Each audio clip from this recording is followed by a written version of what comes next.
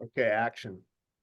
Now it's Okay. recording. Did it start recording? It didn't say anything on our end. Okay, hold on a second. Cut. You're sure it's recording? Yeah, okay, yeah, go. Action. Welcome to another episode of Mike's Movie Podcast featuring Evan with special guest Adam, who, as you can see, is in the same location that we are. We're here touching. which is, I believe, the first in-person podcast Adam and I have had since we talked about the 70s. And then I think the other in-person one that we had was discussing Alien Covenant in North Carolina. That's correct. Talking about the in-person podcast. So this is a rare occasion indeed. Fan favorites. Yeah. The fans go crazy for these. And for this one, we are talking about the third in our installment of the Michael Powell, Emmerich Pressburger pictures. This one we are discussing is A Matter of Life and Death. But before we plenty to discuss here, but that's the introduction to our podcast. I will now cede the floor to Evan or Adam for any general questions or comments. I just want to give Mike credit as a host. Mike picked me up from the airport around 10 p.m. My flight was originally supposed to get in hours earlier, but they delayed it. So Mike picked me up at 10. We discussed plans. We got pizza. We picked up pizza on our way. We parked by, what's the place called? We can shout them out. Yeah, but Big Mario's. We went to Big Mario's Pizza. We parked the car, got Big Mario's Pizza, great pizza, pepperoni, jalapeno, large. Then we walked back to the apartment, watched this movie, and I was like, wow, it's kind of late to be getting in and like doing all this stuff. Hopefully we'll like be able to have time and not fall asleep or whatever. Then we finished the movie and we were like, wow, we did it. And I was like, it's only like 1 a.m. How did you like get me at the airport, get back into town, order pizza, eat pizza? Because we didn't eat pizza during the movie. We ate the pizza and then started the movie. Still we're done by 1 a.m. Truly a commendable achievement. It was, and maybe it was like kind of a thing like in the movie where time stopped, and that's how you were to do it. But then you didn't text me until like 3 a.m. your time. No. See, this is what I'm talking about. Something's wrong with your phone. I texted you. I got a text at 1:06 a.m. on my phone. So that came in at 6:06 a.m. my time, which I was actually up, and I found it amusing that you guys were still awake. No, yeah, I was asleep by 1:30. That's right. Yeah, we were. Yeah, I fell asleep as soon as my head hit the pillow. After that beautiful bedtime story that Powell and Pressburger gave us, me and Mike had a satisfying night's rest to prepare for the podcast. But yeah, no, 1:06 a.m. was when that text shows us successfully delivered on my phone. 6:02 a.m. for me, which means 3:02 for you. So something's wrong. Well, we better stop the podcast and figure it out. We gotta get to the bottom. We're gonna call tech support. Shut it down. Let's call tech support live on the podcast. Let's call Apple and Motorola tech support, get them both on speakerphone, and we'll just ride it out. That'll be the podcast.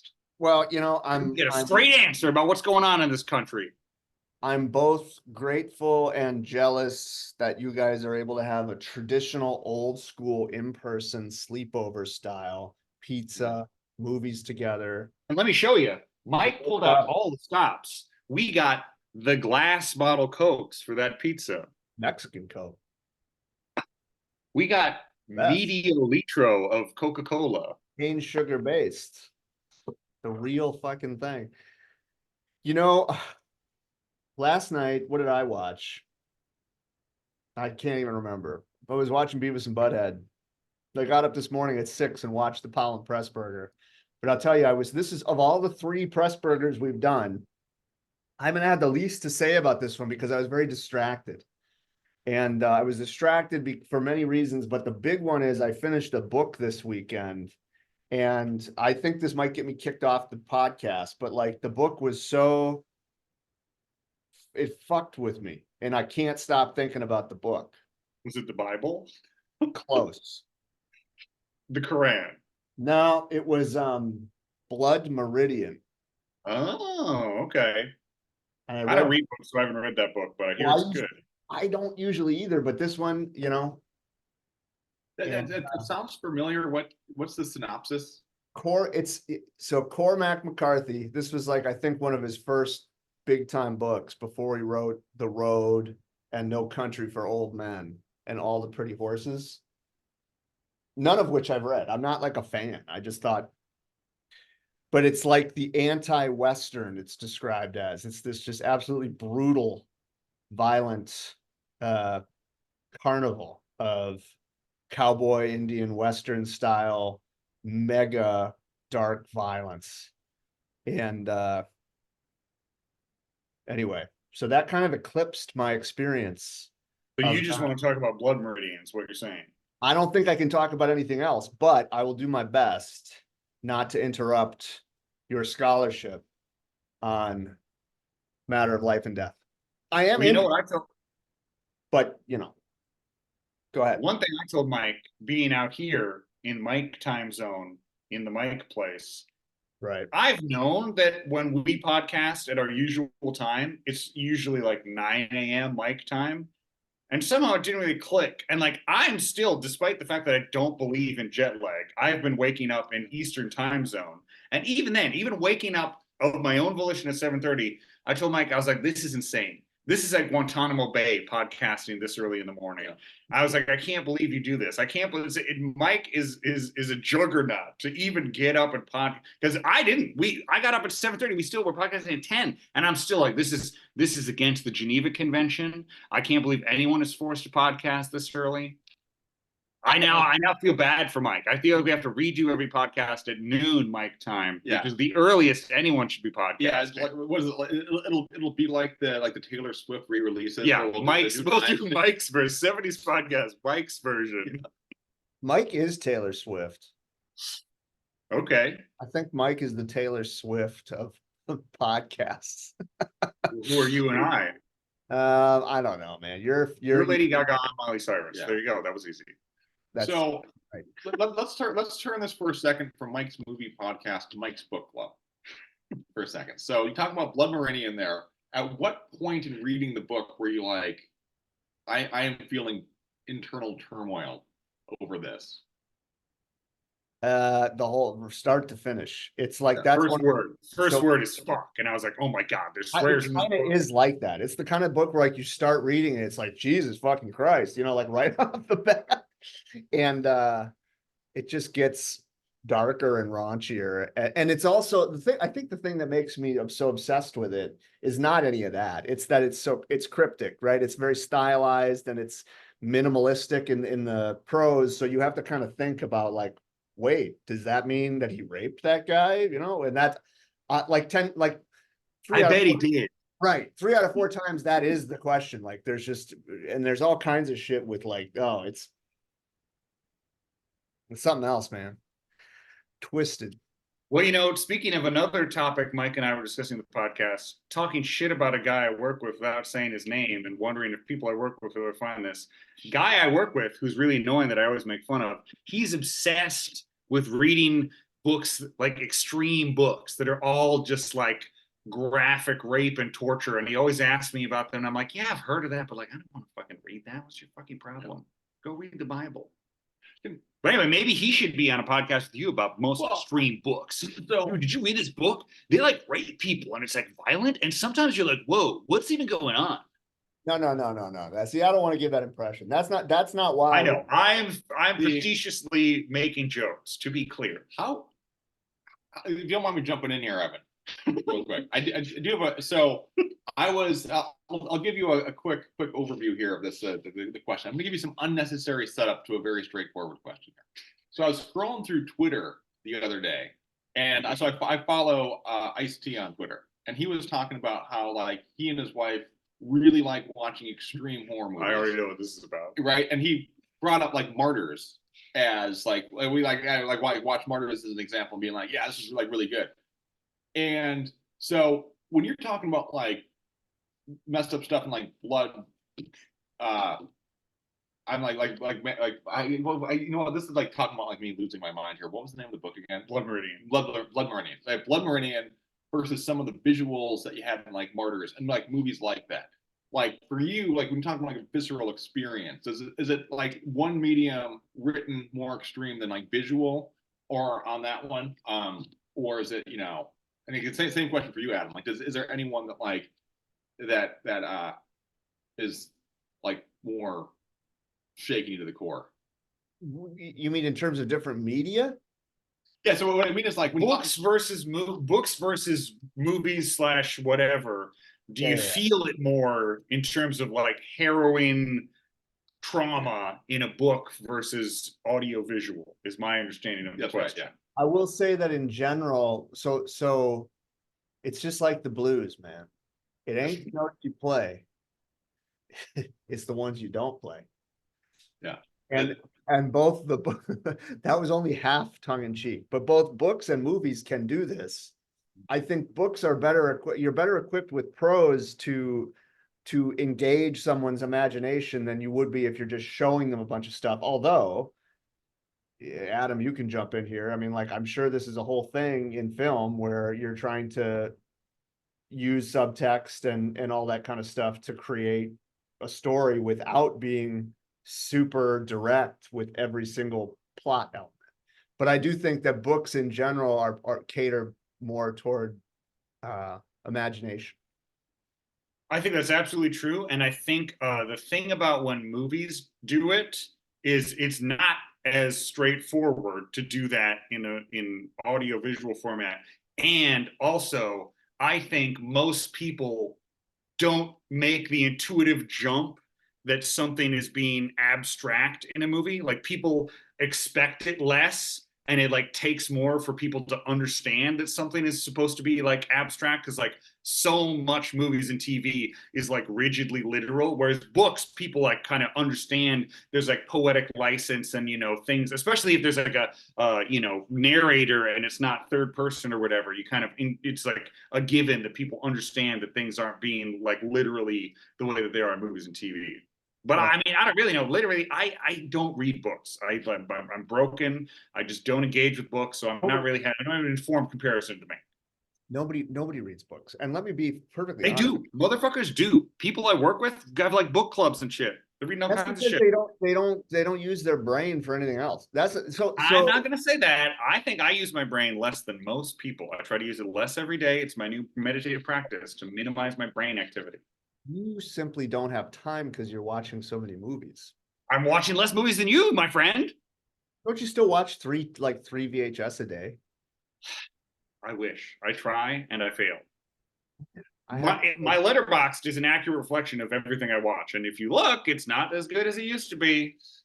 my brother keeps getting on my case about not being on Letterboxd. Oh yeah, you'll love this. He told me that too, and I was like, you know what? He tells us about it in the group text, so maybe suck our dick, and you're just gonna have to be jealous that you're not on the group text. We get a letter grade in groups on the group text, and I'm happy with that. I'm not gonna peer pressure you to do some homework you don't want to do. I'm happy to find out where you're watching and whether you liked it or not. I want to do it. I just haven't developed the muscle memory. You just have I think don't do it. I think keep it in the group text just to give him something he can't archive.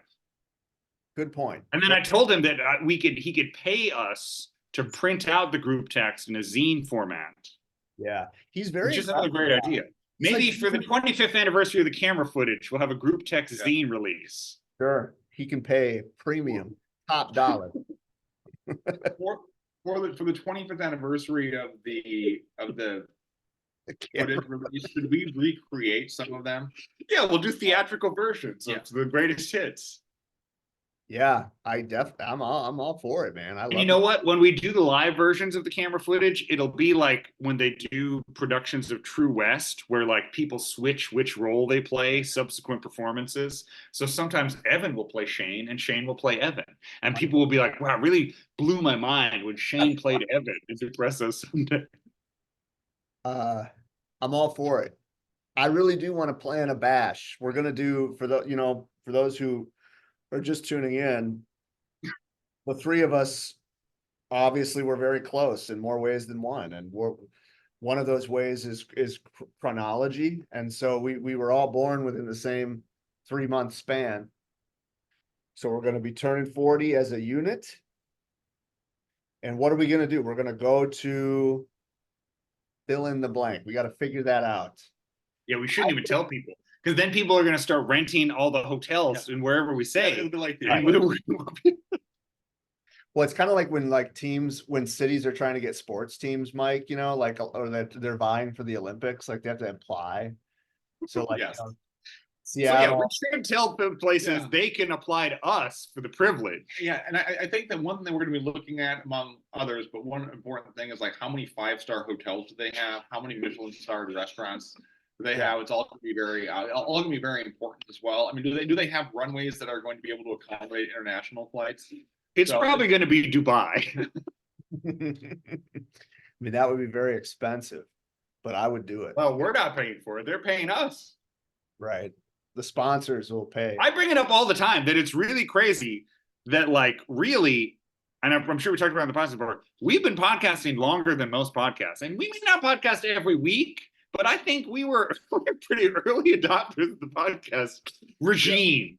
Preaching to the choir. And I also, I'll never be able to prove this, but I didn't know, because obviously, like, some of what we do is similar to the Tim Heidecker's On Cinema thing with the bags of popcorn and the But we cheeseburger. predated that. Well, we didn't predate the original version. We didn't, but I didn't know about it till way after we started the cheeseburger.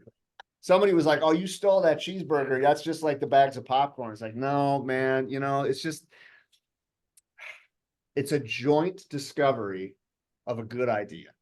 It's called coevolution. You know, it's how like crabs have evolved separately 5 different times in evolutionary history. Twin discovery. Okay. But the cheeseburgers are its own thing. Touching your fingers like that makes me remind me. I was trying to think of stuff we could do for the 40th birthday party. Maybe we could all be gay. Wait, how would that be any different from now? I thought that's what this was all about. or pee-pee touching. Haven't we, it's like, I'm trying to think that joke, which is a funny joke. For the record, it's a very funny, and I hope my students are listening. One of the funniest jokes you can make as a straight guy, Fake gay, classic bit. gay. Yeah. You know what's great about it is you bolster your own masculinity by pretending to be this sort of. Yeah, that's why I'm wearing this shirt. I'm wearing this shirt to bolster my masculinity. It's everything we do is gay. I don't know. I feel like podcasting is a cis het male pastime predominantly. There are, of course, gay podcasts, but I think the cis het men are just dominating the field. Because they all think they're copying us. That's definitely true. Like cis het, especially particularly white, although it's not all white, but I do think that white cis losers tend to think they have something interesting to say when they don't, are the most likely to think they have something interesting to say when they don't. But you know what? And that's very true and heavily discussed in popular culture. But you know what I want to say? I want to say, we're not, I don't want to offend anybody. We're not that popular of a podcast. But I want to say, you can make fun of white men for thinking they have something important to say. But you know what? I think that still puts you above people that just listen. Oh, you don't have anything to say? You're just going to listen to us? What are you doing with your life? Why don't you have a podcast? Do you not have the confidence to delusionally think that you have a significance in the world? What are you even doing? Can you even get hard if you don't have a podcast? In order to criticize a podcast, you must make a podcast. Yeah, podcast, not less GB podcast.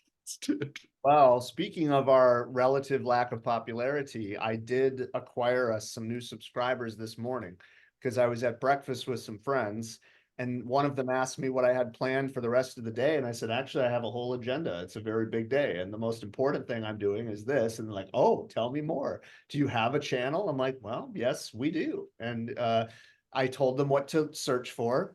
Mike's Movie Podcast. They found it right away. And really? Yeah. Just searching Mike's Movie Podcast, they found it right away? There were a couple things they had to scroll through, but yeah. I'm checking this right now. I'm incredulous. It's not the first thing that comes, but when you see that little tortoise, Ivan the tortoise, that's my which is funny. Mike's Movie Podcast is actually just my YouTube account. And at some point I got So I'm assuming you had them search YouTube, because if you Google it, you absolutely don't find it at all. Correct. I had them search YouTube. Okay. So that makes more sense. I misspoke. We all make mistakes. And no, we don't. I'm grateful for someone like Adam to always be, he points out when I make a mistake right away. And It's called the checks and balances. You're the executive branch and I'm the judicial branch. Mike's the legislative branch. that makes sense. Yeah, I'll take that. I'll take that. I'd rather be the judicial, but I think it makes more sense the way you said it. If we were branches of government, that is exactly right. Because Mike is very deliberative and diplomatic and democratic. And you are very, Adam, very critical and cerebral. Contrarian. That's what the Supreme Very- Court's all about, going against Absolutely. popular opinion, And I'm the one who gets shit done. like our president. Absolutely. One of the best presidents we've ever had. I'd say the last two presidents are probably my favorites of all. We're really, people alive during JFK or LBJ or any of the three-letter ones, stupid. I think Losers. I think when I was talking about like earlier before this, like making the joke of like we should talk politics. I think I manifested that into existence there. Well, You guys ever manifested? this is just the way it is. We all have our opinion. I mean, until when I was a kid, it was obviously Bill Clinton was the best. He was the president, and he was also the best president of all time because he liked McDonald's and played the saxophone. And now I'd say We got McDonald's in the White House in our lifetime. definitely the Biden-Trump era is we're living the dream. Peak. Culture's apex. Things have never been better. Podcasts have never been better.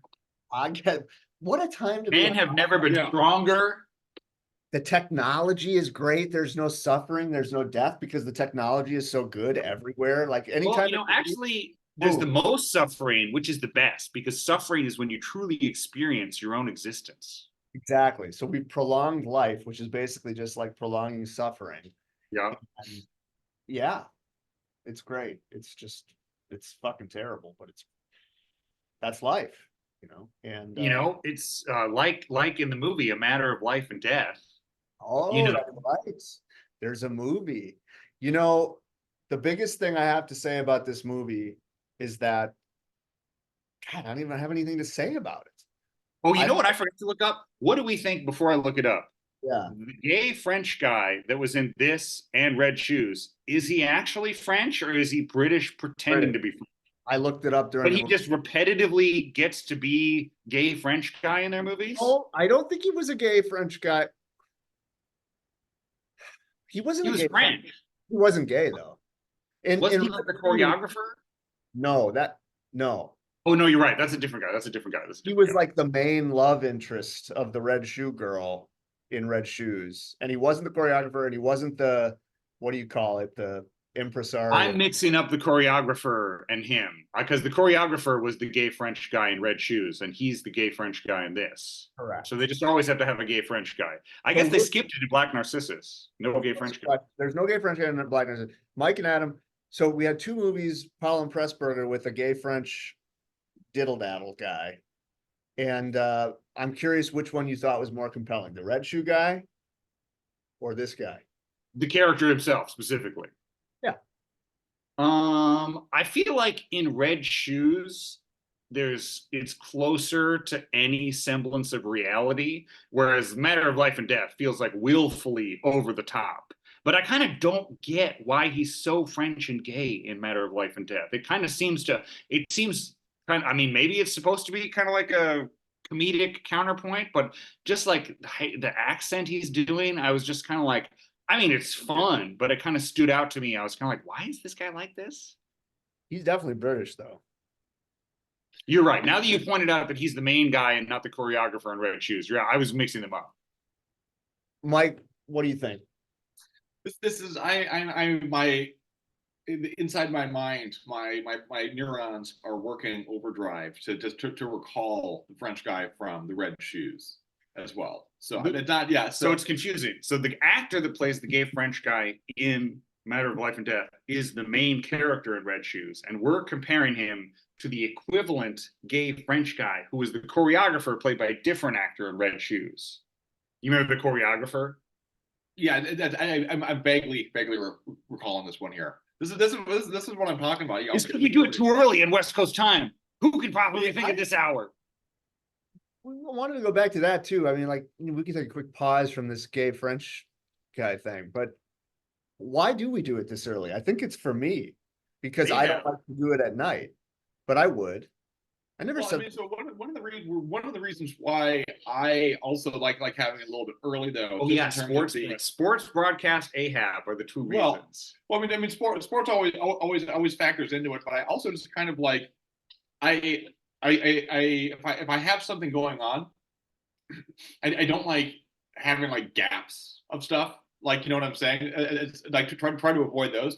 So like if I wake up at 8 o'clock and I have something going on, like even if it's something I'm looking forward to, but it's going on at like 2 p.m., it's like that time in between, there's kind of like, oh, You're ready to get it over with. Yeah, It's like a test. You're like, I just want to take this test to be done with. Yeah, so I like the consolidation portion of that one, so you can like maximize the open blocks of time. And it actually does kind of work up, so that's one of them. And then the other parts too is that like I can also kind of like start the day off doing something that I would consider productive.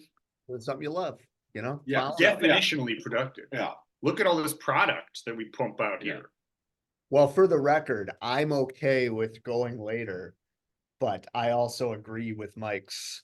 I have similar priorities, especially Ultimately, if we did it early for you, if me and Mike stayed up until 3 a.m. and you got up at 6 a.m., I would totally do you that. do it that way. That's maybe that's what we do for the 40th anniversary podcast. Well, part of me, that's because your text said 6 a.m. and I had gotten up at 6 and looked at my phone at like 6:30. I'm like, shit, I wonder if there's still fucking. Yeah, me and Mike had just been up doing cocaine and talking sports stats till 6 a.m. Yeah, this guy, the knowledge of baseball this guy has, he was getting all the advanced stats and all that stuff. No, I think we should maximize this. Oh wow. This is what I've been reading, Mike. Good. You ever read this shit? I'm familiar with old Bill James. He knows his stats. He knows his statistical methods, I'll say. What's better, that book or Blood Meridian? Tough choice. Top two books. The phone book beats them both, I gotta say. I think the Yellow Pages, the Racine, Wisconsin Yellow Pages from the year 2002 would be my favorite book of all time. Lest we forget other great books. Hopelessly, I've never heard of that one. Oh, I think this is one like 101 hopelessly hilarious jokes. I feel like this is one that I either got this from you or this is one of your joke books. And it has classic like, what do you get if you cross an adult with a moan? A grown up. That's a great book. Oh, they're great texts. Yeah. Mike's got good stuff. Yeah. He keeps a curated collection of knickknacks and baubles and various. This is kind of blowing me away. Yeah. Okay, so now we've sunk to a new low. Oh shit. Yeah. Yeah. Oh, that's a new low. Oh, you don't like that? We've sunk to new that. We get on the show, we just start reading our own books. That's what most podcasts are. We're following popular trends and popular culture. But what we're doing here, this is like a Leslie Claypool type jam, where he'll get together with his friends and they'll just like be playing stuff, and then it'll be like 8 hours long. But from there you'll get what will come of Wales and Woe. That's you consider that peak West? I like the song One Better a lot. I think it's a great song. You guys, I can't rap with you on this. This is an area of relative. But I saw him change. He's looking at something on his computer. I saw the lighting change. Yeah. What's he doing? I'm going to tell you what I'm doing in a second. But well, so while we're getting this up, just as a quick aside, of the like Les Claypool side projects, that have like Les Claypool's name, like Les Claypool's Fearless Flying Frog Brigade, and like Do It Twang and whatnot. Like, and I guess maybe like I think Oysterhead I would have as like kind of its own like separate entity there. But like of the Les Claypool offshoots, what's your? I was gonna say once they started to have that naming convention, I'm kind of done with it. Mm-hmm. Like I'll take Sausage or Oysterhead over any of those. Mm-hmm. And earlier, because the first one is the Holy Mackerel or whatever. Yeah. And that one I like. I think once he got into too much of jam band, Willy Wonka nonsense, I'm kind of checked out of it, which is like most of the last 20 years. Yeah. But Sausage is great. Oysterhead's great. Wes Claypool Holy Mackerel's pretty good. Speaking of really groovy experimental rock, just jam. In about 10 days' time, I'm going to be driving up to Columbus, Ohio, about 8 hours north, for a festival called Sonic Temple. And it's a Wow. 4-day rock fest. And I will be seeing the likes of, boy, let's see, we've got Evanescence, Kitty. Wow. Is that the closest that tour is coming to you? It's not a tour, it's a festival. Oh. Honestly, it's going to be really stinky and funny and hilarious. There are some bands I care about, but not many. I will be attending Judas Priest, Sure. the original Misfits, Anthrax, Pantera, and Mr. Bungle. And then the other 200 bands I don't really care, but it'll be How many fun. days? 4 fucking days. And you're doing all 4? Okay. Tell you what, I'm very pro Ohio. Columbus is the worst part of Ohio. Dude, Actually, no. Cincinnati's the worst. Columbus is second worst. Cleveland's the best. why are you Well, pro Ohio? Because Ohio, do you remember, and maybe you do, maybe you don't, around when we were in college, it was the thing that like Detroit and Detroit suburbs, it was like, wow, this dead industrial city is dirt cheap, and all kinds of crazy weird people move there and do crazy weird stuff. That's Ohio now, but people don't know it yet. I know it because I know people that moved from LA to Ohio and they own like a 6-bedroom house for nothing. But like that's Ohio now, and people, normal people, I tell this to people in Vermont, which is like one of the most behind the times states on earth, and they're like, "That's great," because I know people that move from Ohio to Vermont. They're like, "Ohio sucks, man," and I'm like, "Well, maybe in normal people world, but like because it's a dead, dirt cheap wasteland, that always attracts people that are just like, well, I don't want to work and I want to do weird stuff for no money. I guess I'll go somewhere dead and wasteland." So you're talking about like Dayton, Ohio? Sure, yeah, no, Dayton for sure, absolutely. Dayton has like one of the coolest record stores, record labels in America right now. Toledo, Ohio. Sure. Chillicothe, Ohio. Bet you guys don't know about that fucking place. Yeah, That's a Youngstown? deep cuts. Youngstown, Kent, Akron. Akron, sure. Xenia, Canton. Athens. This is great. Yeah. We went from listing bands to listing towns in Ohio. What other stuff can we autistically list? You guys know the alphabet? You got, I don't know, J, P, Z, Oh, T, shit. Fuck. H. So let's. I do have some questions about the motion picture here, A Matter of Life and Death, that we're talking about, and I'm just gonna.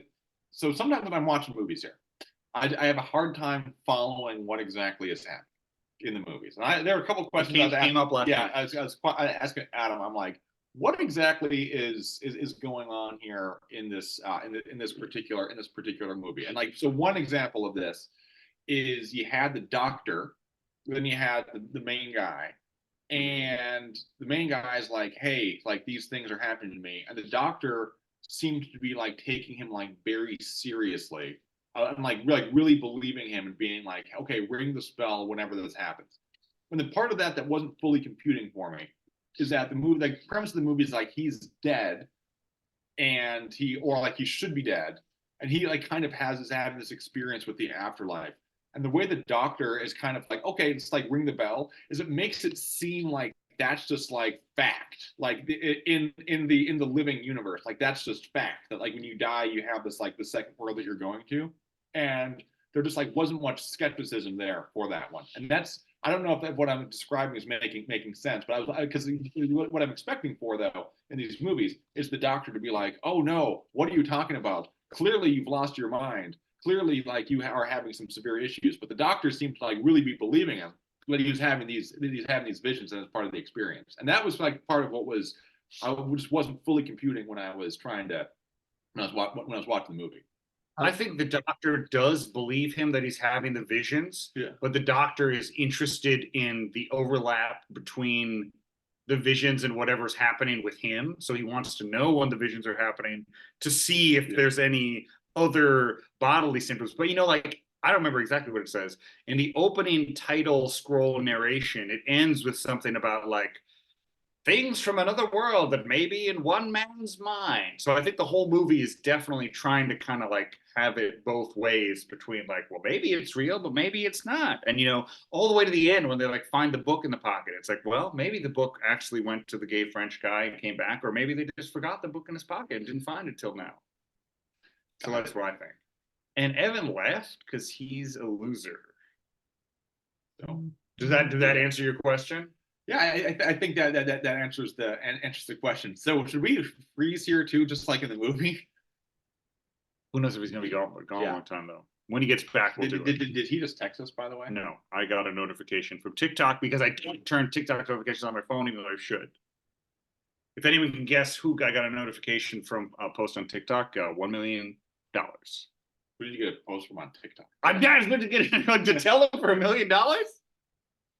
I didn't get a message. I have fucked up, and anytime someone I follow posts, it buzzes my phone, which is a bad feature that shouldn't be default. Turco?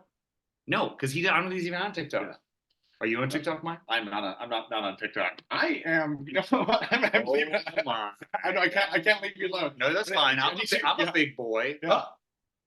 What happened? Okay, we're taking this is the restroom break portion of this one because I need to use the restroom as well. And Well, that's the beauty of having 3 people, you know, you can take a leak and you don't have to fucking worry about it. I had to go, man. What do you want? Don't get on my case. What? I see what this is. Time froze from going to the bathroom. We did it. okay. Got it. Okay. Yeah, but- Evan, did you have anything you wanted to say about what Mike was saying, or were you just going to disrespect Mike and walk away and not have anything to say about it? I couldn't get a word in edgewise. I've been trying Well, to. here's your opportunity. The floor is yours. No, what I wanted to say was I'll be right back because I got to go to the bathroom. Well, now what do you have to say about it? About going to the bathroom?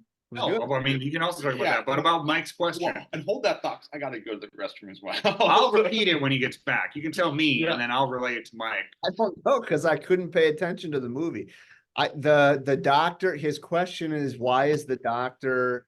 Well, no, he was saying he was unclear on whether the afterlife part of the movie was whether the doctor sincerely believed that this was evidence of the afterlife. And I've said, I think he just was interested in, he really thought the guy was seeing the hallucinations, and his interest in it was whenever that's happening, something's going on that I want to figure out what's going on. And I don't think he necessarily believed that it was evidence of the afterlife. Although in the end, when he dies, he does seem to take it pretty much in stride that he's just there. But I mean, everybody kind of seems to do that in the movie. So I missed something then because my interpretation was that, and again, like I was watching this with one eyeball.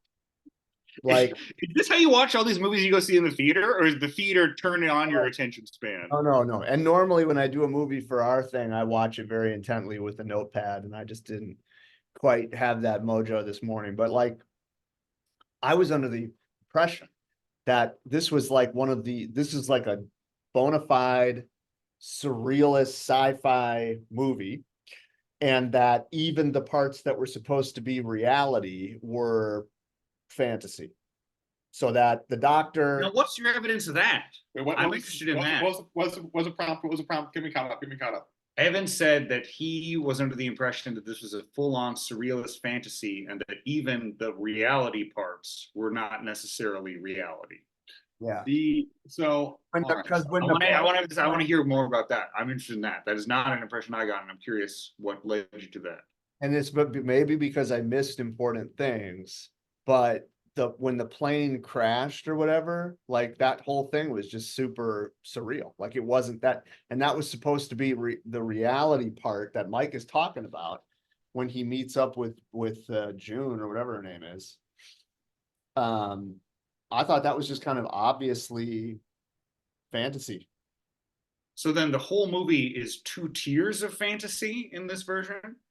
That's what I guess to me, I can understand that because like they do in a lot of their movies, everything has kind of that layer of artifice and like the way they like do the sets and stuff. But to me, if what is presented as reality is also not reality, it's kind of like when people like what if we live in a simulation? And I'm like, okay, so then if we live in a simulation, that is our reality. To me, if there's two levels of not reality, one of them defaults to being de facto reality. That's what I meant, was that the rules in the first tier, we'll call it, of reality, were such that heaven existed and that this was a real experience, that it was a legitimate medical question as to what he was experiencing when he was in this purgatorial state. That's kind of how I interpreted it. You're saying that no, it's not like that. They were just humoring him to figure out more what was going on with his condition.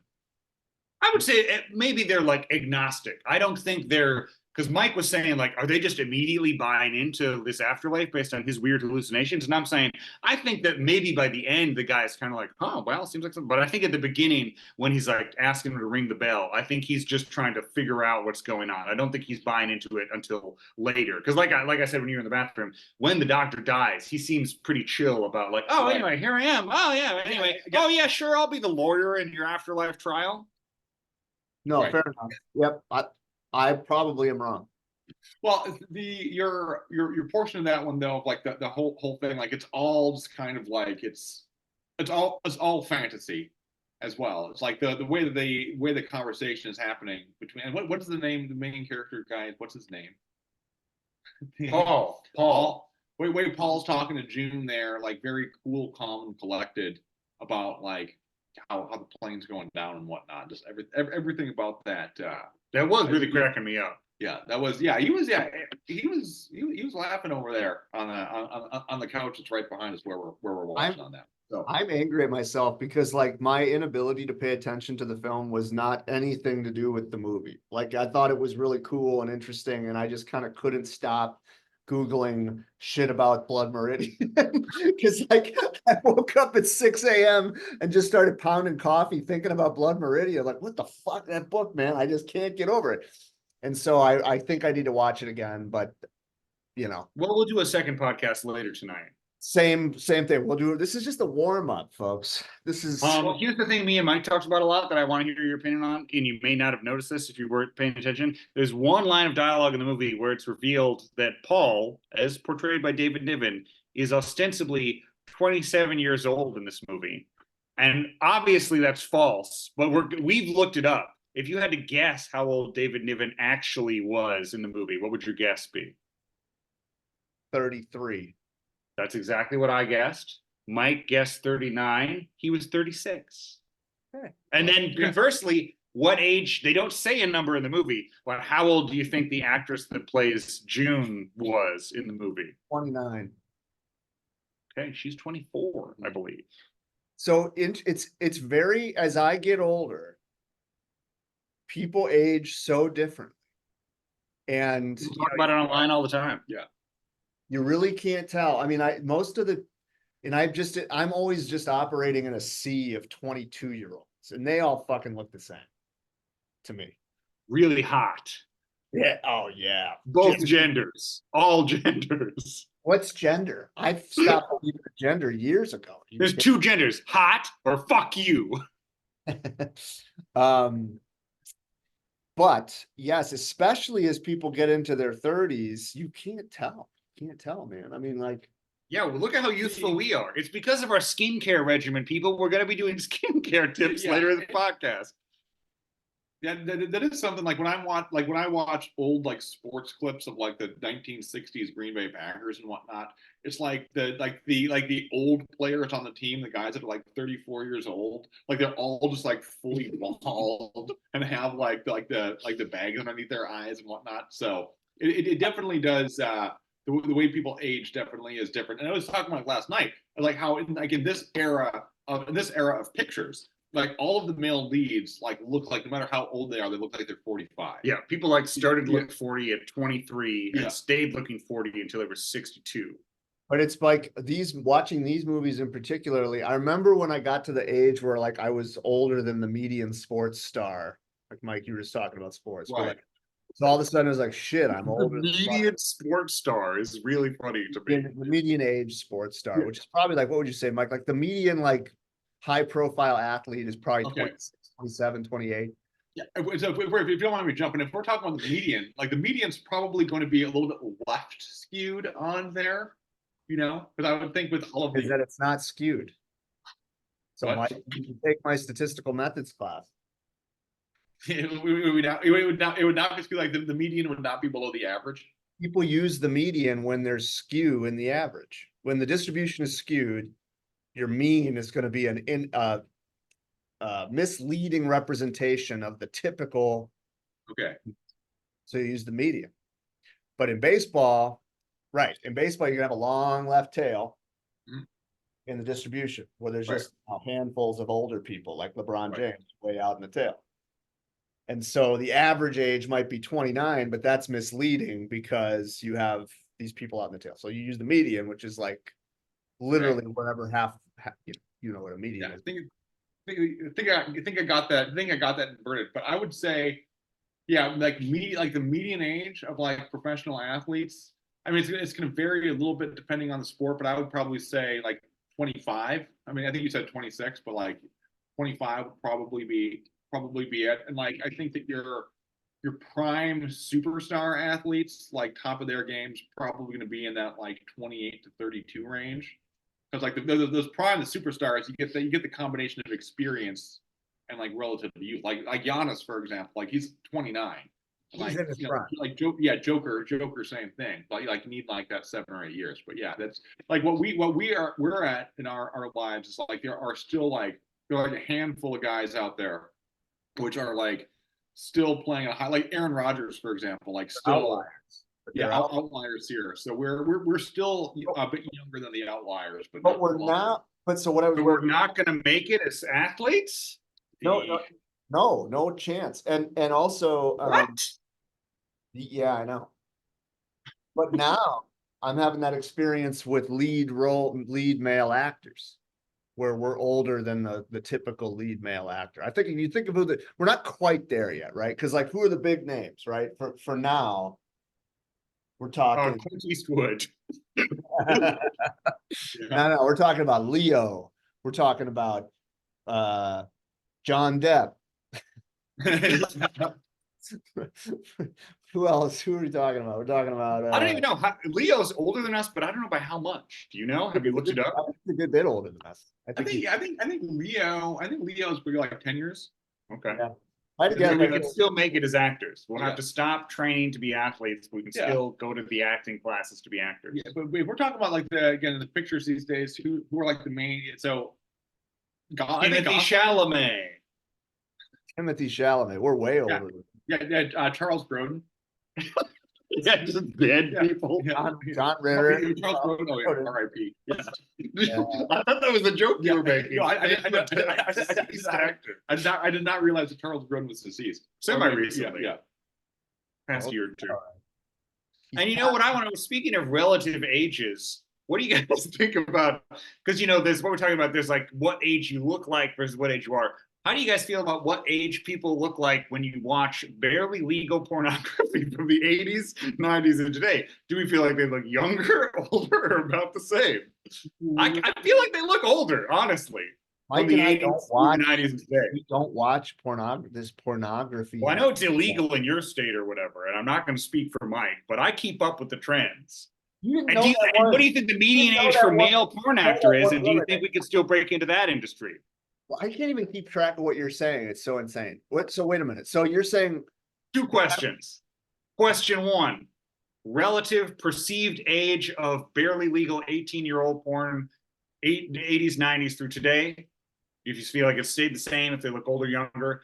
Question 2, median age of peak male porn star, if we could still break into that industry. Well, that's the whole thing. Like there's not many male porn stars, because from what I hear, it's actually a really hard job. No pun intended.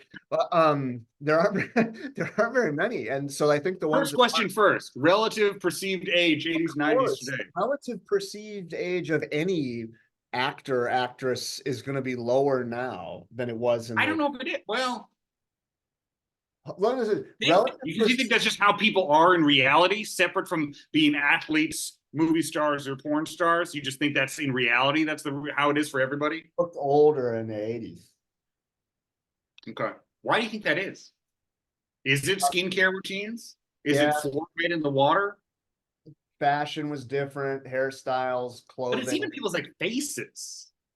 You know what I mean? Well, I know it's weird. I mean, to throw out ideas. I mean, like so much less. Like, not only is there like a lot less smoking that's going on, but like I remember like growing up, like going to restaurants, you had like your smoking sections and your not non-smoking sections. That's a really good Like, point. The smoking Yeah. is a factor. Yeah. Yeah, and like the other one too is like like you go to a bar, like I think like Wisconsin banned smoking indoors in like 2010 or something like that. So like you I mean, you go to a bar restaurant, you're not even a smoker and you're just still getting inundating with that one. So that probably has Here's the thing though, I feel like Evan looks younger than me, and I think Evan has smoked more cigarettes than me.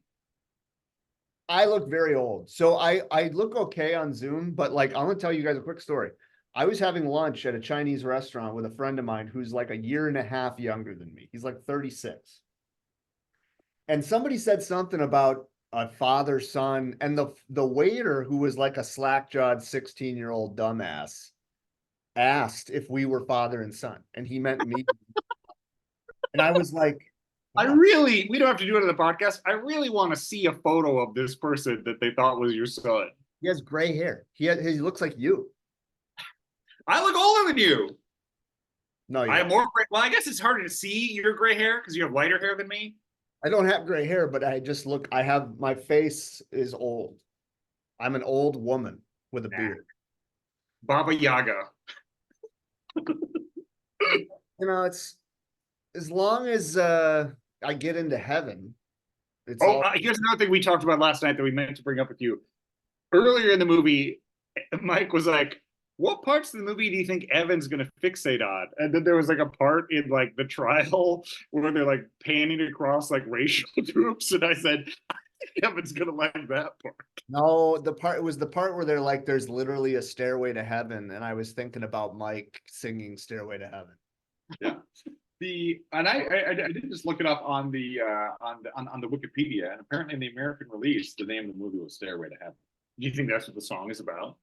I gotta believe that in one way or another, Led Zepp, they Because I don't were know, aware of that. historically, was Stairway to Heaven an idea before this movie? Is that like, what is the movie referencing a pre-existing idea about a Stairway to Heaven? That's my guess, but if they are, I have no idea where it originates. I gotta believe that if we're talking about like who was the first person in human history that was like, hey, I got an idea. The idea is there being a stairway to heaven. Who's the first person who had the idea?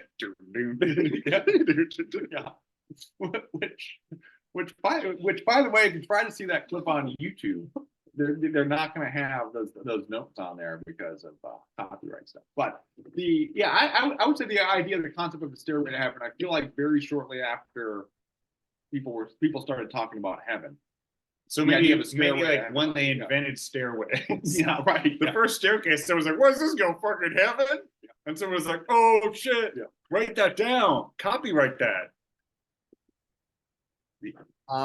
I feel like this, I really feel guilty for not paying close enough attention, because this, of the three Archers examples that we've ingested, was probably the most interesting idea for a movie, and the most kind of creative on their part, and I just can't fucking. It's definitely one of the of all movies, of all older movies we've watched or I've watched in general. Oh, Mike's I'm gonna change our orientation here a little bit because we're becoming gay now. Yeah, I know. Yeah, why? Like the battery on my old laptop is like, I can hear the fan going. So like I know that sometimes if you like elevate it, so I'm putting it on a stand here.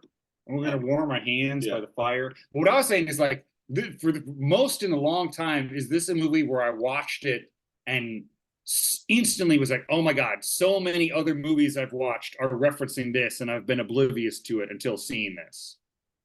Yeah, you know, the one that struck me, and this is a serious comment, even though it's not going to sound like it, but the movie I kept thinking about was Bill and Ted. Oh, absolutely, 100%. It was just they took a lot. I don't know which Bill and Ted, because I know there's two. That's Bill and Ted's Bogus Journey when they go to the afterlife. Yeah, that's correct. Bogus Journey.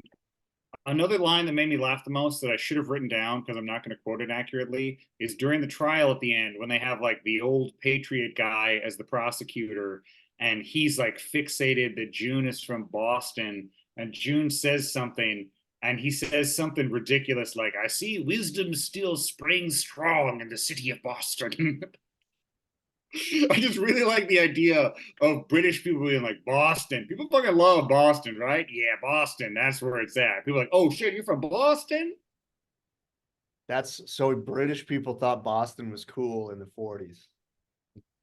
I mean, I wonder if they'd ever been there. Do you think Powell and Pressburger were like, hey, let's go to Boston, get a Wahlburger? That's a long ass time ago, man. We're talking 80 years ago. This is Someone called the cops. what? Can you hear that? It's sirens. It's crazy here in an urban area.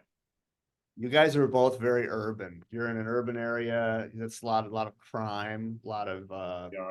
danger. I can just tell. We could die anytime. Yeah. Oh, and here's another thing. Here's a real thing. You know, much like for Red Shoes, we talked about what are if so, what are like purpose in life that we should be aspirationally putting above all other needs. In this movie, I was really interested in the idea that the ultimate test it comes down to is that like true love is willingness to die for the other person. And I'm interested in that. I'm interested in what we all think of that as a test for love and whether we've ever felt that about anyone. What are you guys? Are you baiting me right now? I feel like this is I something that did not. What do you think? I mean, that's just like the thing at the end of the movie where I was like, huh, that's what it was interesting to me that becomes the ultimate binary test that turns things around. And then they have a whole like what's the Christopher Nolan movie with where they're in space and like love is what crosses time. Interstellar. And they're in the end, it's an interstellar thing where they're like, well, love is reverse the staircase. But it's ultimately like, no, I would die for them. yeah. What do you think? Now you've now piqued my interest. What do you think I'm baiting you about? I have strong opinions about this. And I think you know, I don't know. Again, I gotta watch it again because I don't know exactly what P and P want you to think about that. My guess is that you're probably right. That like this is the point they're making is that like this is about like it's a test for true love. Like and to me, this is the classic example of something that couldn't be more opposite true love. That and I don't want to, I won't get someone you love, you should want them to die. no, but if you love something, you should let it go. And that if you're clinging to something so tightly that you would give your own life. So you're saying Paul and June, that's a codependent relationship. That's toxic. They shouldn't be together. No, I mean, Their therapists are going to be like, June, that That's- was not a way to start a relationship, June. Shakespeare, way back in the fucking 1500s or whatever the fuck, twirled his little mustache and decided, you know what, I'm gonna just fuck with everybody, and I'm gonna make everybody sick. And he just started this entire trend where like, okay, in culture, in Western culture, love is going to be about attachment, and it's going to be about desperation and anxiety and anguish. And the way that you show somebody you love them is by performing these dramatic rituals, and that somehow is love, and that's not right. That's Well, what you know, to me, it reminds me of something we talked about earlier, which is that life is suffering and pain. And maybe if you make your relationships like that, you're maximizing your suffering and pain, which is your most direct experience of your existence. Oh, maybe that's what Shakespeare. Well, when you first said life is suffering and pain, I thought you were going to the sacred noble truths of Buddhism, which is like life is suffering and pain. And then the next thing they say is, I think, is that the suffering and pain come from our attempts to stop the suffering and pain. And that's what we do when we fall in love, which is a bullshit. But that's what you're right. That's what I'm referencing. But because you're saying that's bad and creating problems, I'm like, well, there you go. That's increasing your suffering and pain if that's how you have your relationships. I'm saying that anytime a person proclaims that they are in love, they are suffering willfully and stupidly. Yeah, And I'm agreeing with you. okay. And I'm saying that maybe that's the goal. Maybe on a subliminal level, he understood suffering is what it's all about. And that if that's what relationships are like, you're going to have more suffering. And people are like, yeah, that sounds good. No. Life is about minimizing suffering. And I'm disagreeing with you there. That's where we disagree. why would life be about suffering? Now, What the heck is it going to be about? life. What's the alternative? I agree with you that love does entail, or life entails suffering, but that doesn't mean that life is the purpose of it is to suffer. I don't believe life has a purpose, for starters. If we're going to get now, we're really podcasting. I contend that you don't really believe that you verbalize that belief, but your behavior doesn't imply that you. You know, I love a good debate.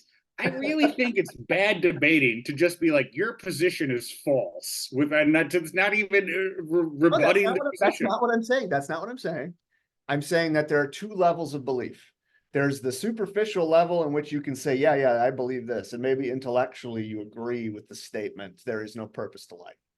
But a person who really thinks there's no purpose to life will operate as such, and you do not even close. In fact, you're one of the more passionate people I know. You care deeply. Yeah, but like, just for contrast, for me to understand, how would you imagine someone that really believed that would be living their life? Probably would just either be a strict hedonist, or perhaps take their own life, or perhaps be a psychopath. Okay. You're not any of those things. You're not even close. So that's what I'm saying. I understand that it sounds really offensive. And I mean, I don't even think it is. I don't think it's even that contrarian of an opinion. Okay. Good. I really don't. Outside of like religious people, I would understand they would have dissenting thoughts on the matter. What if the purpose of life is for you to pursue an understanding of what? The purpose of life? Wow, that sounds real Ouroborean to me. Some of our existentialist godfathers would say the fact that you don't know and can't come up with it because nobody can show it to you. You have to discover it for yourself. That's a legitimate proposition.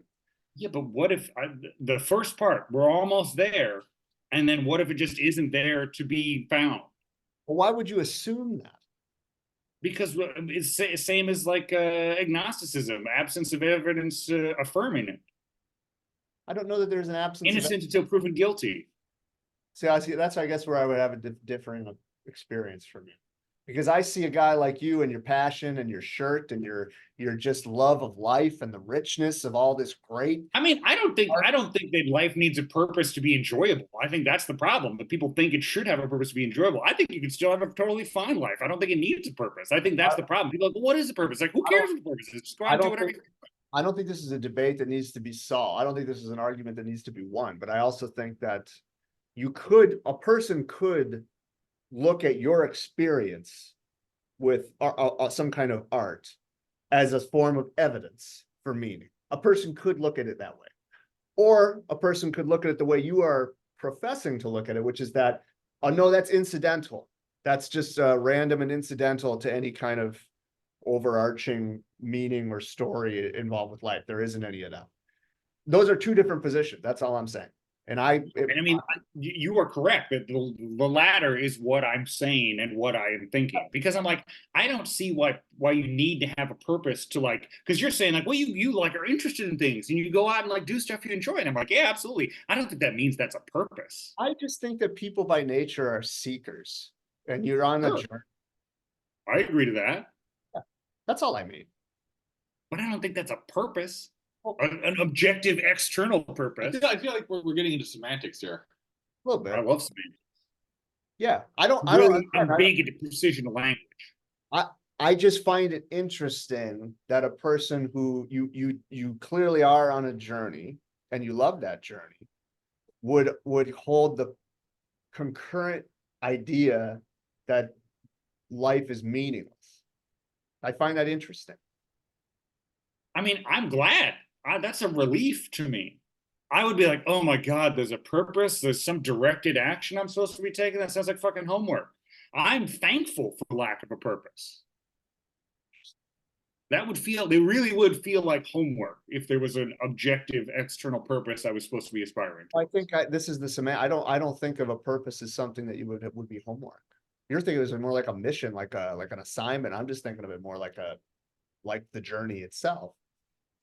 I mean, I think the closest way to describe this, I don't think, I mean, I guess it depends on your definition of hedonism, but maybe, you know, it's differing opinions about what is pleasurable to pursue. But I feel like, I mean, what besides like having a job that everybody has to have, I don't really like what non-hedonistic pursuits am I taking? I think that's the closest to your definition of someone that doesn't believe in a purpose of life that I would be embodying. We all do. We're all doing non-hedonistic things. We have values, and those are based on some kind of proposition of meaning. That's what I would contend. You know, don't- I you think don't- I don't think this is going anywhere, but we can keep doing it if you want. Definitely not going anywhere. And this is, by the way, I think way too heady for Mike's Movie Podcast. But you know, I don't believe in rules. I don't believe there's a purpose to Mike's Movie there's no fucking Podcast. rules. There's this. If anything doesn't have a point, it's this show. Which is why I love the show. Which is why it's the best show. It's like Seinfeld, it's a show about nothing. To bring it A back true full circle, hedonist sitcom. I don't like I was wincing during the parts about true love and giving over your life for love. That's one of the most ridiculous things I've ever heard in my life. That is something I was thinking about for the movie, where like they had, you know, known each other for like 20 hours and they're already deeply in love. And I guess that's just like how love worked in the 40s. That's called hormones. And Here we go. It's Mother Nature's way of getting you to fuck. That's all that is. Nothing else. So what about what does that mean about hormone therapy? You know, this is making me think of a little bit, actually, is that they talk about how in the movie, so in the movie Speed, you know, you have, you know, Sandra Bullock and Keanu Reeves. What Sandra Bullock says is that, you know, relationships that are based on traumatic experiences don't last. And we'll note that in Speed 2 Cruise Control, they had in fact broken up. Yeah. So it is, so that is true. And the basis of this relationship here, they meet, traumatic experience, World War II, planes going down, and like that's the basis of it. So I think I think that's very strong arguments to what you're saying about their you know, them being in love. And then they're like, oh yeah, you're in love, prove it. And yeah, so, but yeah, that's, anyway, so I guess I think you're making a compelling point there about like, hey, this was not love, this was just, you know, kind of a confluence of, you know, hormones and emotions given the traumatic nature of that experience. Related to that, another crazy thing I've discovered looking up David Niven for his age is that he actually was in World War II, like in a fighter jet on like D-Day or whatever the fuck, or like at least in the Normandy invasion, and this was the first movie he did after he was like actually in the RAF or whatever during World War II, which is, because then that in turn made me think of like what we were talking about earlier about actors these days. Imagining any actor these days being like a soldier in a world war was also like Timothy Chalamet is, you know, in the Navy or whatever. Like even Elvis fucking did some bullshit in the army. That's true. Well, this came out right after World War II. Yeah. I see. This was the first, so it was this one, and then they did Black Narcissus, and then the Red Shoes. Yeah. So we've gone backwards chronologically. But they made a whole bunch of shit before this. And they made some after Red Shoes. But you know, it's like we can't do all the Powells and Pressburgers. This is like the big three. I think we picked the big three. I'm happy with this as a trilogy. Yeah, and I like doing the going back here, right? So when we like about four years ago, almost like 4 years ago to the day, when we were going through like the David Lean, because against like Larry, Benny, Bridgie K, and Doc. Right. Like of those three, I feel like Larry, Benny, and Bridgie are like kind of like the top three. Top three what? Like the top three of the of the David Lee, because I remember like I remember like Dr. Zhivago again being like, you know, golden era classic, but not having like the same critical acclaim as the not taken as seriously. Yeah, as that one. So I'm just drawing the comparison here. It's like there's the big three. There are more. I mean, it's like, hey, it's like a basketball team. You know, you have 13, 14 guys on there, but you got your big three. So now we're kind of getting into like the fourth, fifth men in the rotation, maybe some of the bench players here. And what I'm saying is, I'm happy having done this. I don't think we need to necessarily keep doing this. There's certainly many more I'd be interested in, but at least in succession, I'm kind of satisfied with this as a trilogy. I am curious to hear if anyone, I don't have a super strong, but just relative rankings of the three. Yes, of course, that is the most important thing, is to create an ordered, a quantification of the three films. Because I think that's for right. me, I do think Red Shoes is the best. Yeah. And then I think I would put this second, not necessarily because I think there's stuff in Black Narcissus that is like more visually whatever, but I feel like just because there's so much more weird stuff going on in this, it appealed more to me personally. But Black Narcissus is still great. All three still great. That'd be my personal ranking.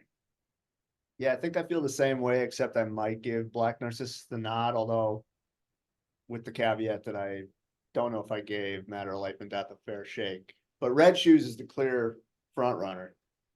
I think that stirred the most lively discussion amongst us as well. It was a two-parter, if you recall. And I you don't recall. We No, did two well, episodes? it got split into 2 episodes because of some editing challenges that we faced. Oh, I do remember, yes. We always have those. Yeah, Mike. Yeah, this is going to be a very aligned discussion here, where I would also have the same ranking of Red Shoes, Matter of Life and Death, Black Narcissus. I'll say with the caveat though, is that there were some points, because we were watching it very late at night, early in the morning, however you want to look at it. There were some points when A Matter of Life and Death where I was struggling a bit to stay awake. I had to like go to the kitchen to get some like orange candy just to kind of like get going. So like I didn't have like my full attention on A Matter of Life and Death as I did. I mean, I'd say about 80% attention, where it's like Black Narcissus was definitely like more alert for it. So caveats galore, probably worth rewatching at some point. But I would say I think like kind of the visuals of A Matter of Life and Death, and I also thought it was a funny movie. So I would classify this as I'd probably classify this motion picture as a comedy first. Certainly funnier than the other two. Yes. So so I would say that. But I think all three of them, these are movies that I don't believe I'd even heard of them before we started talking about them, and like completely off my radar screen. And after I watched them. I wanted to say that another thing that Mike did during watching the movie early on is he got up and took his socks off and said, "This movie is literally knocking my socks off." And then I also subsequently wanted to ask you two, because I haven't even seen all of them, what do you think about these three compared to the David Lean movies? Yeah, but it's been so long now. These three are shorter and sweeter, a little easier to digest. Yeah. I'm trying to remember when we did those, because this is like 4 years ago now. Yeah, that was 4 years, because that was like April 2020 to around now. So I think we did like the first I think we did the first David Lean movie. Maybe even been like as like late March when we did that, because that was around that. So at that time, but yeah, would have been almost exactly 4 years ago. I mean, it is difficult to like for the comparison of them, is that like again they both have like their visual looks, but like in completely different ways, of like Powell and Pressburger being a bit more fantasy with the David Lean movies, They're a little not bit as more boring. yeah.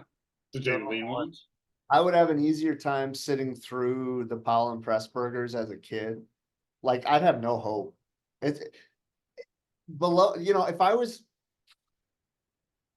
15 or younger, Evan could never sit through Lawrence of Arabia. There's just no fucking way.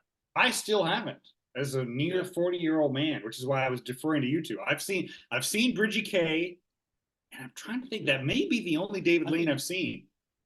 I think going back to like the 14, 15-year-old, I think that like Bridgie K is the one that I'd have the most difficulty sitting through. Interesting. well, well, maybe Dr. Zhivago. I mean, but Oh, no. That one is super boring. But the Powell and Pressburgers are nice, tight wrapped little.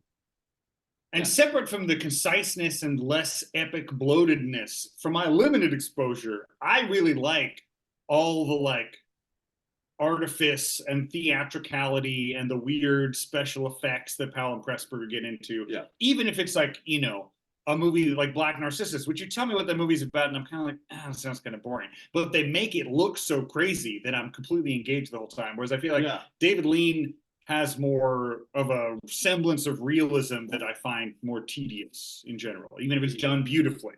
Sounds put that better than a fucking, what's it called? A letterbox film critic couldn't have said it better. I am a letterbox film critic. I know This video will be going on letterbox. Does anybody monetize Letterboxd? I mean, it's all ads, dude. Yeah, but like not any users. Like, do you have a Letterboxd?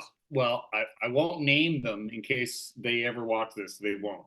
There's a film critic, an amateur film critic, who I'm a fan of and follow on Letterboxd, and he's he's way more popular on Letterboxd than he's ever been published. He's a published film critic from this area, I'll say, but he's never gotten very big in that way. But he's huge on Letterboxd, and at a certain point, he was like, "I want to monetize this. I have so many followers. I want to be able to like get money from the ads you're running or whatever." And he actually like tried to like look into it, write to them. And ever since they were like, "No, man, we're not doing that." He's like, "Well, fine, then I won't post reviews." But then like no one really cared. Because just like I remember a million years ago, early days of Twitter, a friend of mine posted like, because back, I don't know if you guys remember the early days of Twitter, when people wouldn't post for like a week or whatever, they'd be like, "Sorry, I haven't been posting." And it's like, no one fucking notices when you don't post. And it's the same on Letterboxd. You could be like, "Well, I'm really popular, so I'm going to stop posting if you don't give me money." And everyone's like, "Yeah, we're not going to fucking notice. There's a million things every day on here." And then eventually he realized that like no one gives a fuck if he doesn't post. And now he posts again, but he keeps it really like short and annoying. And if he wants a real review, he like links it off site. I gotta get into this shit. I think people need to know what I have to say. They do. That's what this podcast is. This is the real format. Did you tell my brother Nick Johnson that we were doing a podcast? I absolutely did. I bet he was. I trumpeted it from the rooftop. I bet he went, "Oh man." And I also said, since they're going to be here all week, that if he wanted to do another one, that it would not be off the table, schedule permitting on Mr. Evans' part. He doesn't want to do one. Yeah, I know, but I kind of want to make him because I like when he's uncomfortable. Yeah, well, good luck. Because I'm a bully like you. I'm his other older brother. That's right. Two bullies will make a bully sandwich. 2 bullies, 1 cup. 2 bullies, 1 Marzetti. Yeah, hey, I'm always down. I say that, but like, Me and Mike were talking about going to see Civil War later today, possibly. that was the one I was going to say it would be fun to do a podcast on. I would totally do a podcast on Civil War. I saw it. I mean, it was fine. It was entertaining. I don't feel particularly strongly about it, but I do think it would be an excellent podcast canvas. Because I can't remember if we've ever podcasted about any of Alex Garland's other movies. For sure, we didn't do Man, which is the most recent one. I don't think we did Annihilation. Annihilation would be the only one I think we might have. We for sure didn't do Ex Machina, and that's it for ones he directed. I liked Ex Machina the best. I liked Annihilation the best, but that's kind of predictable. And I think it's not insignificant. That's the one he adapted from someone else's writing. I think he's a better director than a writer. That's Natalie Portman. Yeah. Yeah, I saw that. Someone on Twitter today linked to the SNL skit where it's a fake interview with Natalie Portman where she's like rapping about like being violent and having sex. Do you remember this? I was really enjoying it. It's from Phantom Menace era where and it's like, clearly Andy Samberg, Lonely Island, like wrote the raps or whatever, but she's just being like violent and talking about like just wanting to like fuck everybody and kids can suck her dick. And I was like, wow, I think at the time I thought SNL was on a downward trajectory, but watching that, I was like, you know what? I didn't know what we had. They were making Natalie Portman say naughty words. Well, Chris Parnell and Andy Samberg and Bill Hader did good work, but the show. I hate Andy Samberg, but I agree about the other two. And Chris Parnell is the one interviewing her in this segment. Yeah, he's awesome. But people always ask me if I saw Saturday Night. Somebody was asking me this morning if I watched it last night. It's like, dude, I haven't watched Saturday Night Live on a Saturday night in probably 25 years. Was the Yeah. person asking you that our age or a student? A little older than us. Does anybody, so with watching Saturday Night Live, like my YouTube algorithm will feed me clips of that one, but like I want to know who's like, oh, it's 11:30, I'd better turn on NBC now so I can watch that. Yeah, Yeah. Lou. People do. And Because I haven't done that in a long time, and like just to kind of reminisce about this, is that like the prime time for me, like actually tuning into SNL would have been like sixth, seventh, eighth grade thereabouts. I remember really liking like the Norm Macdonald Weekend Updates, Yeah. being the like that being. I think that was like basically it. Actually, I think it was like the Norm Macdonald Weekend Updates, and like any sketch with Norm Macdonald are the ones that I. well, Will Ferrell had some bangers. I mean, like there were some good people on the cast. Chris Kattan, forget about it. Yeah. Chris Kattan, Tim Meadows. Yeah. Anna Gasteyer. Woo! My brother and I used to watch the show, and we would praise and boo when they would do the opening and like introduce all the cast members. Of course. Yeah. They're begging for that the way they do it. So We always booed Anna Gasteyer. I think all the women we booed, and Tracy Morgan got booed, and everybody else got it. Yay! I think of that cast, I mean, think like Tracy Morgan's like top 3 in terms of like longevity and. Yeah, but he sucked back then. He didn't get good until like. Yeah, I also did not like him on SNL in that. I didn't like him. Well, just to keep on the topic, I wish it was Christmas Today song with like Horatio Sands and whatnot. I like that song. I think that's good stuff. When he has the little backpack guitar. Yes. Classic. Yeah, those were because then in the '90s, you'd have I can't remember if they were on at the same time with like Mad TV and SNL, but we're definitely. Yeah. I think you know what though, I think in the mid '90s, I was more of a Mad TV guy. I wasn't back then, but now I'm like that was better. Adam is cool because he's like the cool kid in high school because he knows how to watch Mad TV, don't you? What do you mean know how? I mean, I'm mad at myself. I didn't watch all of it while it was on HBO Max. I took for granted that it would stay on HBO Max, and now it's gone. Yeah. Now it's almost impossible to watch again, and I'm very angry about it. Yeah, it's I feel like the pendulum is definitely swinging back towards physical media, where like if you want stuff, like you gotta if you like something, you gotta get the physical media of it, because like not only does like it come and go from the streaming viewing services, but like you don't know like how it's gonna be like edited or changed and whatnot. So, and I'll have you guys know, as relating to millennial sketch comedy shows, I have discovered, and I may be the first one to discover this, that the digital master files that Paramount Plus has for the Amanda Bynes show are frequently corrupted and have not been quality control checked at all. And I have not found a way to file these complaints with Paramount Plus. And I think it's an insult to Amanda Bynes, who's in the public consciousness from the stupid Nickelodeon documentary, to not even quality control her masterpiece television program, The Amanda Bynes Show. Oh, is she in that new HBO? No, she's too smart. She wouldn't fucking talk to those idiots.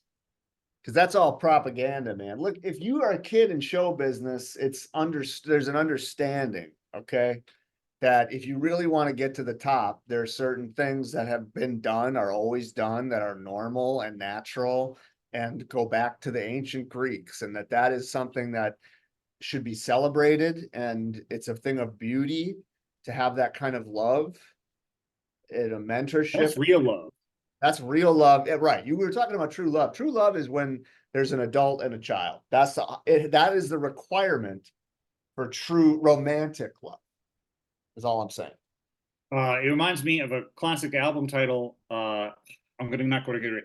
It's a child pornography themed album, and the title is something like "Better to Destroy a Child Than Like damage a man or something like that. Anyway, that's real love when you destroy a child rather than damage a man. What artist is that? That's a record. It doesn't matter. I don't remember. Some kind of livor mortis, pleasure fluids kind of thing. But what I was going to say is what you just said is, I believe, unironically, what the Red Scare girls said during the Me Too movement about any kind of being an actress in Hollywood. It's a funny We joke. should have them on the pod. Dasha, Anna, anytime. I listened to one of theirs and I couldn't find the hook, but I'll try it again. I'm sick of I'm Not for over everybody. Compound You know, App. it's for hip younger people like me. Well, not old guys true. like you. Yeah, that's true. I also am done with Cumtown. They fucked that. They could not. Yeah, it's unfortunate. I haven't quite canceled my Patreon yet, but I think about it every single day. What's going on with that particular podcast? Stavros left now. It's the Adam Friedland show, and they have a different format, and it's not as funny. And they're too self-conscious and overthinking everything. Yeah, and there's too much. I feel like there's too much pressure on Mullen. And I know the joke is that like Adam is not that funny, but it's true too. Like it's not as entertaining to hear him try to wax, and they have a lot more guests, and the guests are not funny. And I did like the Steve-O episode. If you're gonna listen to one, Is that like the podcast? But I've only heard like a few like 10-second clips here and there. But like the podcast, that's something where it's like just the way that it worked, the group of people, like this has a defined shelf life of when it's going to be like peak podcast, or is it something like could have been like like Bob and Brian in Milwaukee, where I think you get I don't 40 know years. what that is, but Bob and Brian is a local morning radio show. no, But I it think just the got answer is the no, jokes not got like less that. funny because the dynamic between these two guys isn't the same as what they had Yeah. with the three of them. Someone Yeah, left, yeah, but and yeah. that changed how they thought about it, and they tried to reformat, and it kind of Yeah. just doesn't work. Yeah, I guess that's kind of the idea. You have like it's like somebody leaves and the dynamic change. Like that's just inevitably going to happen. Who's Yeah. going to leave this podcast first? That's Yeah. the big question. And then will the other two continue it? We've proven that it can be done without me and without Adam, but I don't know that it can be done without Mike, which makes sense because it's Mike's movie. That's the like you can get like AI mic though. That's Yeah, true. you are feeding it the data now. Right. We do We're a in few the early more. stages of replacing Mike with a computer. Speaking of an AI mic would not need to use the restroom on multiple occasions. Yeah, I'm ready for pee break number 2. So should we pause? Yeah, let's pause. Okay. Or we can Pause. keep it Enough. going. I got stuff to say. Don't pause it. You Did talk. you pause while- We're gonna pee. You talk. Wait, I'll wait Yeah. till Mike comes back. No, you didn't have to wait for that.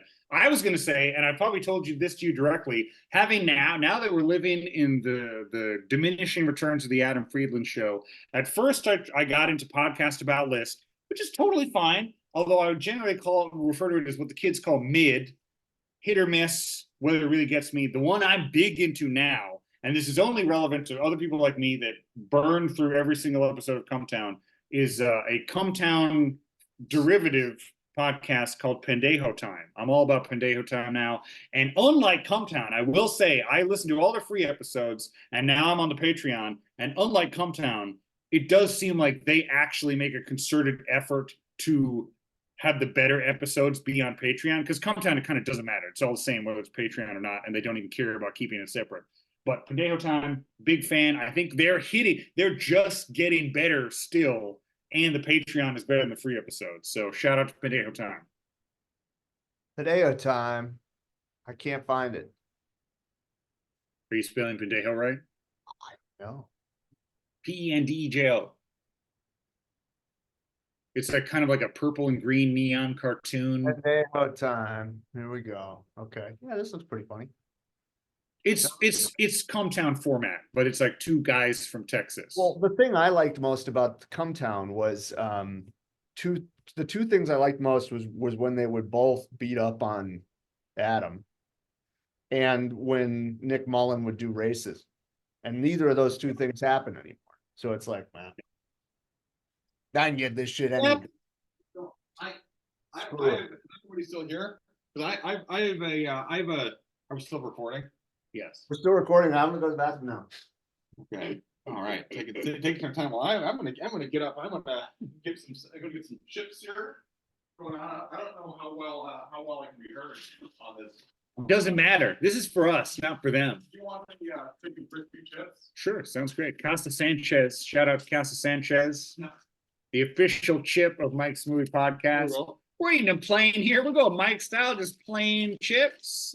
Mike, what other podcasts do you listen to besides our podcast, the Best Podcast? What podcast do I listen to? What content am I? Specifically podcast. What specifically podcast? Okay. If any, or possibly none. Yeah, I mean, I would say right now, I would say not any podcast that I'm listening historically. To. Historically, podcasts like this is going way back, but going back a couple of years. There was a sports podcast called Pardon My Take. Okay. That I would listen to. There was, so I actually would, this is also going back like 4 or 5 years ago. I would listen to the Joe Rogan Experience. Okay. Don't so much anymore because it kind of the direction of that podcast has changed quite a bit. But back like 4, 5, 6 years ago when they would have Malcolm Gladwell on there or something like that, that would be interesting. But that not so much anymore there. But those are any movie or comedy podcast, rewatchables. Oh yeah, the rewatchables. That's a good one. Yeah, I have that one. So the other podcasts that I've been listening to. This is probably for the first 2 or so years of the COVID pandemic. Particularly for the first year, there was one called the Osterholm Update, which I've listened to, where you get kind of the weekly updates of what's going on there. That was a very unique set of circumstances for that. So wait, there's a podcast about what? This was the name of the podcast was I think the Osterholm Update COVID-19, where Michael Osterholm was like an epidemiologist. Oh, okay. A pandemic. Yeah. So it would be, so it's kind of like, okay, so let's see, it's January 2021. It's like what's the news about when we're going to be back to normal here? That was it. Do you think he still does that? Look. Wow. Mm-hmm. Oh. So is he still we should be doing more stuff, or is he well, it's over, but I'll still give you an update? I think it's turned a little bit more into a general epidemiology podcast. I mean, that makes sense. RSV and flu going around, but yeah. Evan, what other podcasts do you listen to lately? Oh, the same old boring shit. Let's see. What am I listening? I'm kind of enjoying the Mike experience at 25th. Nothing good. Is that the name of it? NPR News Now. The Bill. Oh my God! Are you fucking kidding me? Watchables. The Conversation. Freakonomics. What's the conversation? It's a British Hackman. Oh, that's a good one. You ever seen that one, Ev? What is it called? The Conversation. Yeah. No, great movie. You would love it. I would be shocked if you didn't love that movie. I listened to the whole thing of the mysterious Mr. Epstein. Yeah, Sure. nothing good. Against the Rules with Michael Lewis. What's that? It's just basic shit. I'm a basic guy. What is it about? It's Company Malcolm news. Gladwell stuff where they do deep dives into slices of society and the economy and pick it apart in ways that those guys make their living of writing stories about topics that you don't really understand. You thought you understood, but you don't really understand. Okay. So, but you guys are snacking, huh? It's lunchtime for you. You got to go get some good. These are good plain chips we got here. We're gonna have some plain white bread later. Those are Mike's snacks. Put a piece of cheese. Yeah. Kraft single. What's up? Kraft single. Yeah, you can get some Kraft singles, put them on some tortilla chips. It's called nachos, baby. What was I talking about? Podcasts. I had a question that I was going to ask about podcasts. This wasn't a question. This was a thought because jogged by the conversation. That I did see there was a clip. This was Quentin Tarantino on the Joe Rogan podcast from a couple of years ago, talking about the difference in the movies between the 70s and the 80s, and talking about like how in the movies in the 80s, like that's when like everything has like a happy ending, the protagonists win, and then in the 70s, like that's not the case. In fact, it's like the opposite. And I was thinking about movies like The French Connection, The Conversation. I guess where like the movie happens, like the protagonists like aren't necessarily even like good guys, and like they don't have a resolution to it. Yeah, I don't know if you remember. like Chinatown being another example. We did a whole podcast about Yeah. this. I think Quentin probably heard our podcast about the 70s and was like, damn, I got to get into these 70s movies. Adam's right. Yeah. I don't know if I would have to re-listen to the 70s podcast to see if we talked about any of those movies that came up. I did. Do you remember at the end I just listed my favorite movies of the 70s? Yeah. No. So where do you rank Saturday Night Fever, Dog Day Afternoon, The Conversation, French Connection? There's too many. Yeah. I'll rank 3 items. I won't rank 2. I won't rank 4. No. Give me 3, I'll rank them. That's the most quantitation I'll do. Well, Any 3 things in any topic. Maybe like table, chair, water. Water number 1. Yeah. Chair number 2, table number 3. Well, circle, square, cat. Cat number 1. Circle number 2, square number 3. So I'm gonna list the movies playing. Evan, Mike, me? Yeah. Wait a minute. Has anybody heard anything good about the Fall Guy or the Challengers or Tarot? Challengers, I think, has kind of become people like the soundtrack. I think people like that it's, a horny throuple movie. People make a lot of jokes about it. Fall Guy, I'm remedially interested in. People hate David Leitch, whatever you say that guy's name, but I like Bullet Train, all right? I like Atomic Blonde. They're dumb, but I'm like, well, I don't know what people want from that guy. People always get mad about it. Oh, another David Leitch movie, and I'm like, yeah, they're fine. I don't think he's aspiring to be like the world's greatest filmmaker. He's just trying to make, kind of like mid-tier goofy action movies, and that seems like an admirable thing. So I'm casually interested in the Fall Guy with low expectations. Okay. Challengers, I'm not super interested in, even though I love what's his name, Italian guy that made that movie. But he seems to alternate between weird, creepy movies I like and then like more, normal gay romance movies. Because it's the Call Me by Your Name guy who then did the Suspiria remake and Bones and All. And Suspiria remake and Bones and All I love, but like Call Me by Your Name, and there's another one in the middle that's like a gay romance thing where I'm like, I'm not sure Gay it's fine. romance genre is, a tough Yeah, one. we should do a gay romance series leading up to becoming gay when we're 40. Well, and let's be clear, when you say gay romance, you don't actually mean there is a whole gay genre, but that's not what we're talking about. We're talking about stuff like Challengers. What are you talking about? Talking about when we used to go to 4-Star Video and like half the movies are like gay dramas. You're talking about like Happy Together? Or what are we talking about? Talking about movies that are about gay men. But name one example, because what I'm talking about are actually gay romances. I don't really know the distinction. I'm trying to understand the distinction. Challengers isn't a gay romance. Well, I guess because the 2 boys have sex. Is that right? I don't know. We'll have to find out. It doesn't even matter. I've been imagining them having sex, so they must. Yeah. Where is 4-Star located in Madison these days? And these are questions I expect you both to know the answer to. Yeah, we don't fucking live there. I don't know. It moved down the street a while ago. I don't know if it's moved again. It's still loosely in the same area, but in a different storefront. Well, but on the subject of ratings, is it time for us to assign some cheeseburgers? I mean, I already did my 3 ranking. I was kind of hoping you guys would feed me more random 3 things to rank because it's the only quantifying I'm consenting to do.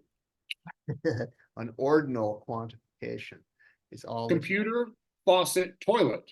Toilet number 1, faucet number 2, computer number 3. Yeah. I can do this all day. Yeah. Okay, so Bayes' theorem, frequentist statistics, and quadratic equations. Don't know what the quarterback's the only one I know. That's number one. Say the first two again. I mean, Bayes' theorem and frequent statistics. I just like Bayes' as a Yeah. name, so that'll be number Well, two. may- Theorem sounds boring, so may- that's three. Maybe better like margin of error, p-value, interquartile range. Ooh, interquartile. Love that word. Don't know what it is. That's number one. Then p-value. That's funny. And then margin of error is still good. That's a tight grouping of those three ranked. well, what were the criteria? I don't understand. You just What the rank- fuck is the criteria when anybody ranks anything? It's always arbitrary. That's the joke. I'm doing a bit, and you're asking me to explain the bit?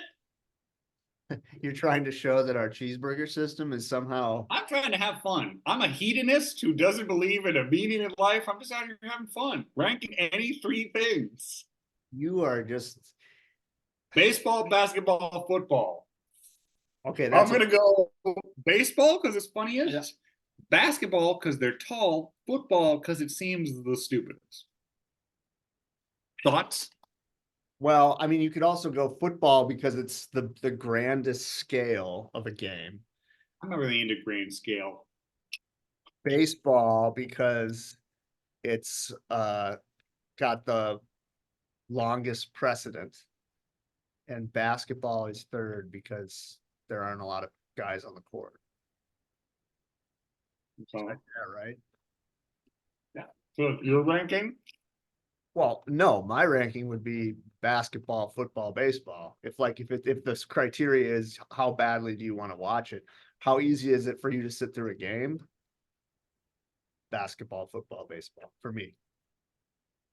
Yeah, I I don't Mike, it'll I be don't, I football, don't think I mean, baseball. There are people that do that, but I don't think like baseball is one where you sit through the entire games because there's so many of them. It's just, you kind of like check in on them periodically throughout the I throughout the day. like to believe that there are people who watch baseball and listen to it like with a level of comprehensiveness that they actually are. I like to believe that. Yeah, no, well, you have the Bill James handbook. There are people that will like, yeah, sit down and watch games from start to finish. Like even in my like most fanatical like Brewers days, it was pretty rare when I'd actually watch an entire game from start to finish. Whereas like Packers games, I almost always watch all of those from start to finish. So that joke didn't work. I didn't want to talk about sports. Here's a new one. That's fine. Spoon, fork, knife. Yeah. Obviously fork. Then knife. Yeah. Spoon. I kind of don't want to be eating anything with spoon. Yeah, well, Spoon is great because you can use it to do heroin, I guess. which we're all So you're saying spoon number one. yeah. And number two. Guys, this one's dead. This one's dead. Let's shut this. I'm just getting into it. all right. It only got off track when I accidentally made it about sports again. All No, right. Yeah, we can. Penis, vagina, anus.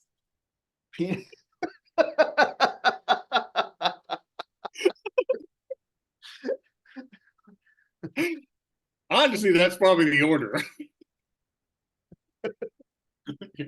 Oh, it's 40 years old. Penis, vagina, anus. That well, who would be what? Who would be the penis? Who would be the vagina? I feel like I would definitely be the anus. Yeah, it's in your one of your many nom de guerres.